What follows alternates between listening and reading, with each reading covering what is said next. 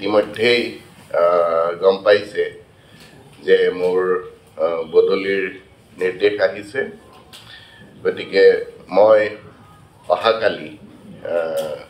Formally গুৱাহাটীৰ commissioner of পুলিচৰ দায়িত্ব নতুন যিজন বিষয়াক ইয়াত মোৰ স্থলাভিষিক্ত কৰিছে তেখেতক অৰ্পণ কৰিম গতিকে ফৰ্মেলি চাৰ্জ বা দায়িত্বভাৰ তেখেতক অৰ্পণ কৰাৰ আগতে মই আপোনালোকক ইয়ালৈ মাতিলোঁ বিশেষ কথাৰ কাৰণে নহয় মই আপোনালোকক অন্তৰেৰে ধন্যবাদ জনাব বিচাৰিছোঁ কাৰণ যোৱা 2 বছৰতকৈ বেছি কাল মই ইয়াত গুৱাহাটীৰ আৰক্ষী আয়ুক্ত হিচাপে কৰ্মৰত আছিলোঁ আৰু যোৱা 2 বছৰতকৈ বেছি সময় আপোনালোকৰ পৰা যিখিনি সহায় পালোঁ সহযোগ পালোঁ তাৰ কাৰণে গোটেই গুৱাহাটী পুলিচৰ প্ৰতিজন বিষয়া কৰ্মচাৰীৰ হৈ মই আপোনালোকক ধন্যবাদ জ্ঞাপন কৰিছোঁ আৰু লগতে আপোনালোকৰ জৰিয়তে গুৱাহাটীবাসীক মই ধন্যবাদ জ্ঞাপন কৰিছোঁ যে পুলিচৰ লগত ইমান সুন্দৰভাৱে আমাক সহযোগ কৰিলে আমাক সহায় কৰিলে আমাক দিক নিৰ্দেশনাও দিলে আমাক সমালোচনা কৰি আমি নিজকে শুধৰাবলৈ আমাক সুযোগো দিলে গতিকে মই আপোনালোকৰ জৰিয়তে গুৱাহাটীবাসীক আন্তৰিক ধন্যবাদ জনাইছোঁ গুৱাহাটী পুলিচৰ প্ৰতিজন বিষয়া কৰ্মচাৰীৰ হৈ মোৰ কাৰ্যকালত যিমান পাৰোঁ আমি ৰাইজৰ সেৱা কৰিবলৈ চেষ্টা কৰিছোঁ কৰবাত সফল হৈছোঁ কৰবাত বিফল হৈছোঁ কিন্তু আমি চেষ্টাৰ ত্ৰুটি কৰা নাই যোৱা বছৰটো বা তাৰ আগৰ বছৰ যি 2 বছৰ কাল মই ইয়াত কৰ্মৰত আছিলোঁ গুৱাহাটী আৰক্ষীৰ মুৰব্বী হিচাপে অসম চৰকাৰৰ মুখ্যমন্ত্ৰী ডাঙৰীয়া আৰু অসম পুলিচৰ director general of police Shri GP. Singh ডাঙৰীয়াৰ নিৰ্দেশত আমি আমাৰ কৰ্তব্য খুব নিষ্ঠাৰে পালন কৰিবলৈ প্ৰতিদিনেই চেষ্টা কৰি আহিছোঁ আমি যথেষ্ট ক্ষেত্ৰত সফলো হৈছোঁ আৰু কোনো ক্ষেত্ৰত আমি সিমান সফল হ'ব পৰা নাই কিন্তু নিষ্ঠাৰে তেওঁলোকৰ সেৱা আগবঢ়াবলৈ চেষ্টা কৰিছে আৰু মই নিজকে ধন্য মানিছোঁ যে মই এটা সুযোগ পালোঁ গুৱাহাটীবাসীক সেৱা কৰিবলৈ আৰু গুৱাহাটী পুলিচৰ মুৰব্বী হিচাপে এই যোৱা 2 বছৰ কাল গুৱাহাটী আৰক্ষী বিভাগটোক এটা দিশত আগুৱাই লৈ যাবলৈ মই গুৱাহাটী পুলিচৰ যদি অপৰাধৰ পৰিসংখ্যাটো ক'ব খোজোঁ তেতিয়াহ'লে আমি যদি যোৱা 5 বছৰৰ পৰিসংখ্যাটো চাওঁ তেতিয়াহ'লে সেই 5 বছৰৰ পৰিসংখ্যাটোৰ লগত তুলনামূলকভাৱে গুৱাহাটী পুলিচৰ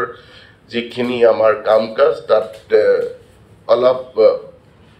ইম্প্ৰুভমেণ্ট দেখা গৈছে কনভিকশ্যন ৰেট বাঢ়িছে আমাৰ কেছৰ ৰেজিষ্ট্ৰেশ্যনৰ সংখ্যা কমিছে আৰু যোৱা 2 বছৰত গুৱাহাটী পুলিচৰ যিসকল আমাৰ তদন্তকাৰী বিষয়া আছিলে সেই তদন্তকাৰী বিষয়াসকলে যথেষ্ট কষ্টৰে বহু বছৰ 15-20 বছৰৰ পৰা পৰি থকা কেছবিলাক সেইবিলাক তদন্ত কৰি এটা লজিকেল কনক্লুজনত আহিছে আনিবলৈ সক্ষম হ'ল আৰু বৰ্তমান আমাৰ পেন্ডেন্সিৰ সংখ্যা আমি যাতে আমাৰ এনেকুৱা এটা পৰ্যায়ত আমি আহি উপনীত হ'লোহি যে আমি সেইখিনি তদন্ত সঠিকভাৱে সময় দি কৰিব পাৰোঁ নহ'লে আগতে কি আছিলে এজন ইনভেষ্টিগেটিং অফিচাৰৰ লগতে 400-500 কেছ থাকে গতিকে কোনো এটা কেছ ভালদৰে চাব নোৱাৰে কিন্তু বৰ্তমান মুখ্যমন্ত্ৰী ডাঙৰীয়া আৰু আমাৰ পুলিচৰ ডাইৰেক্টৰ জেনেৰেল ছাৰৰ নিৰ্দেশত বৰ্তমান আমাৰ পেন্ডেন্সিৰ সংখ্যা কমি আহি সেইটো ৩৫,০০০ আছিলে ২০২০ত আৰু যোৱা ৫ বছৰত লাহে লাহে কমি কমি আহি বৰ্তমান ৪,২০০ হৈছেহি। গতিকে এইটো এটা আমাৰ ডাঙৰ সফলতা বুলি ক'ব পাৰোঁ, কাৰণ পুলিচৰ ওচৰলৈ ৰাইজ বিপদত পৰি সহায় বিচাৰি আহে বা জাষ্টিচ বিচাৰি আহে, আৰু আমি যদি তদন্ত সফলভাৱে কৰিব নোৱাৰোঁ তেতিয়াহ'লে আমি জাষ্টিচ দিবলৈ সক্ষম নহওঁ। যিহেতু কেছৰ পেণ্ডেঞ্চিৰ সংখ্যা বৰ্তমান কমি আহিছে, গতিকে এজন তদন্তকাৰী বিষয়াই এটা কেছত যথেষ্ট সময় দি সেই কেছটো আগবঢ়াই নিবলৈ সক্ষম হ'ব। চৰকাৰৰ যিখিনি পলিচি, সেই পলিচিটো অলপ আমি ইনপুট দিবলৈ সক্ষম হ'লোঁ, আৰু চৰকাৰে এনেকুৱা ধৰণৰ যাতে আৰু কেলেংকাৰী বা এনেকুৱা ধৰণৰ অপৰাধ, মাটিৰ লগত জড়িত এনেকুৱা অপৰাধ যাতে আগলৈ কেতিয়াও সংঘটিত হ'ব নোৱাৰে, তেনেকুৱা ধৰণৰ নিয়ম কানুন আনি বৰ্তমান গুৱাহাটীত গোটেই ৰেজিষ্ট্ৰেশ্যন বা মাটিৰ বেচা কিনা গোটেই প্ৰক্ৰিয়াটো বা মাটিৰ তথ্য পাতি কেনেকৈ কোনেও মেনিপুলেট কৰিব নোৱাৰাকৈ ৰাখিব লাগে, তাত নতুন ধৰণেৰে গোটেই প্ৰচেছটো ষ্ট্ৰীমলাইন কৰিলে। আৰু এইটো এটা ডাঙৰ সফলতা আমাৰ গুৱাহাটী পুলিচৰ। মই এইকাৰণেই কৈছোঁ যে ইয়াত বহুতো এনেকুৱা ব্যক্তি বা পৰিয়ালে তেওঁলোকৰ পৈতৃক সম্পত্তি এনেকুৱা মাফিয়া বা দালালৰ কবলত পৰি হেৰুৱাইছিলে, আৰু আমাৰ আৰক্ষীৰ প্ৰচেষ্টাৰ ফলত তেখেতসকলৰ হেৰুৱা সম্পত্তি ঘূৰাই পাবলৈ সক্ষম হ'ল। আৰু ভৱিষ্যতে যাতে এনেকুৱা ধৰণৰ মাটিৰ লগত জড়িত কেলেংকাৰী চৰকাৰী অফিচত সংঘটিত নহয়, বা এনেকুৱা ধৰণৰ লুপহোলৰ সুযোগ লৈ পেলাই কোনো দালাল বা মাফিয়া চক্ৰই ভয় ভাবুকি দেখুৱাই কাৰোবাৰ যাতে সম্পত্তি কাঢ়ি ল'ব নোৱাৰে ভৱিষ্যতলৈ, তেনেকুৱা এটা বৰ্তমান ছিষ্টেম বা তেনেকুৱা এটা নিয়ম কানুন বৰ্তমান চৰকাৰে প্ৰৱৰ্তন গুৱাহাটীত কৰিলে। মই সদৌশেষত এই কাৰ্যকালত দেখা গ'ল যে গুৱাহাটীত যথেষ্ট চুৰিৰ ঘটনা সংঘটিত হয়, যাৰ কাৰণে আমাৰ গুৱাহাটীবাসীয়ে যথেষ্ট লোকচান ভৰিব লগা হয়। বহু ক্ষেত্ৰত যথেষ্ট সা সম্পত্তি হেৰুৱাই। এই ক্ষেত্ৰত আমাৰ প্ৰতিখন থানাৰ পৰা তেওঁলোকে যথেষ্ট চেষ্টা কৰিছিলে, আৰু চুৰিৰ সংখ্যাটো আমি কমাবলৈ সক্ষম হৈছোঁ, যদিও আমি চুৰি বন্ধ কৰিব পৰা নাই। আৰু তাত বহুতো দিশ আহি পৰে, কিন্তু তথাপিও গুৱাহাটী পুলিচে যোৱা 2 বছৰ কাল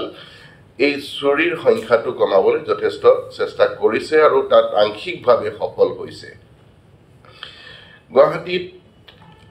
দেখা যায় যে গাড়ী চোৰৰ সংখ্যা বেছি আৰু গাড়ী চুৰিৰ সংখ্যা বেছি হয়। গতিকে যদিও এই দিশটো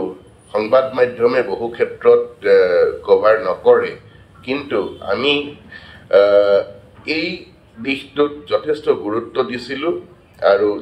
যথেষ্ট চুৰিৰ ৰিপৰ্ট হৈছে, আৰু যথেষ্ট চুৰি গাড়ী আমি উদ্ধাৰো কৰিছোঁ। কিন্তু আমি চেষ্টা কৰিছিলোঁ যে এই চোৰৰ গেঙক টাৰ্গেট কৰা, আৰু আমাৰ দীৰ্ঘদিনীয়া প্ৰচেষ্টাৰ ফলত গুৱাহাটী পুলিচে এনেকুৱা আন্তঃৰাজ্যিক চুৰি চক্ৰ ভাঙিবলৈ আহিছে। তেখেতসকলে গম পাব যে যোৱা 1 মাহত আমাৰ এটা ছাষ্টেইন অপাৰেশ্যন চলিছিলে। আমাৰ ক্ৰাইম ব্ৰাঞ্চৰ বিষয়াসকল আৰু কেইখনমান থানা, বিশেষকৈ হাতীগাঁও, গড়চুক, জালুকবাৰী আৰু দিছপুৰ আৰু সোণাপুৰ, এই আৰু বশিষ্ঠ, এই থানাকেইখনৰ বিষয়াসকল মিলি এটা ছাষ্টেইন আমি এফৰ্ট দিছিলোঁ, আৰু যাৰ ফলত আমি 20 জনতকৈ বেছি এনেকুৱা চুৰি গাড়ীৰ চক্ৰৰ লগত জড়িত ব্যক্তিক আমি ধৰিবলৈ সক্ষম হৈছিলোঁ। আৰু সেইকাৰণে এই ধৰাৰ পিছতে দেখা গ'ল যে যোৱা আমাৰ 25 দিনত এখনো গাড়ী চুৰি ৰিপৰ্ট হোৱা নাই। গতিকে সেইটো মই আমাৰ বিষয়া কৰ্মচাৰীসকলক ধন্যবাদ দিছোঁ যে তেখেতসকলে যথেষ্ট কষ্টেৰে এই চুৰি গাড়ী চক্ৰ উৎখাত কৰিবলৈ সক্ষম হৈছিল। ইয়াৰ মানে এইটো নহয় যে আৰু গাড়ী চোৰ নহ'ব, নতুন নতুন চক্ৰ ওলাই থাকে। গতিকে আমাৰ বিষয়াসকলো তৎপৰ হ'ব যাতে নতুন এনেকুৱা কোনো চুৰি চক্ৰৰ যদি আকৌ তথ্য পোহৰলৈ আহে তেতিয়াহ'লে তেওঁলোকক ধৰিবলৈ তেওঁলোকৰ চেষ্টা অব্যাহত ৰাখিব। গুৱাহাটীত যেতিয়া মই কাৰ্যভাৰ গ্ৰহণ কৰিছিলোঁ তেতিয়া এটা খুব প্ৰাসংগিক বিষয় আছিলে গুৱাহাটীত মোবাইল স্নেচিং বা পাৰ্চ স্নেচিং। এই স্নেচিং যিটো কাঢ়ি লৈ যোৱা যিটো এটা ইয়াত অপৰাধ সংঘটিত হয়, এই অপৰাধৰ পিছত আমি প্ৰতিদিনেই লাগি আছিলোঁ আৰু যাৰ কাৰণে আমি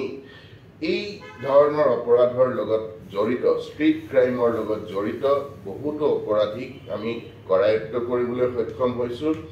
মই এইটো ক'ব বিচৰা নাই যে আমি এই অপৰাধটো সমাজৰ পৰা বা গুৱাহাটীৰ পৰা নোহোৱা কৰি দিছোঁ, কিন্তু আমি তাৰ সংখ্যা কম কৰিবলৈ সক্ষম হৈছোঁ। ইয়াত এটা খুব উদ্বেগজনক বিষয় যিটো আমাৰ তদন্তত পোহৰলৈ আহিছিলে যে এনেকুৱা ধৰণৰ ষ্ট্ৰীট ক্ৰাইমৰ লগত জড়িত যিসকল অপৰাধী তাৰে বহু অপৰাধী ড্ৰাগছ আসক্ত। গতিকে ইয়াৰ লগত ড্ৰাগছ আসক্তিৰ বিষয়টো জড়িত হৈ আছে। গতিকে গুৱাহাটী পুলিচে আমাৰ পুলিচ লিডাৰশ্বিপৰ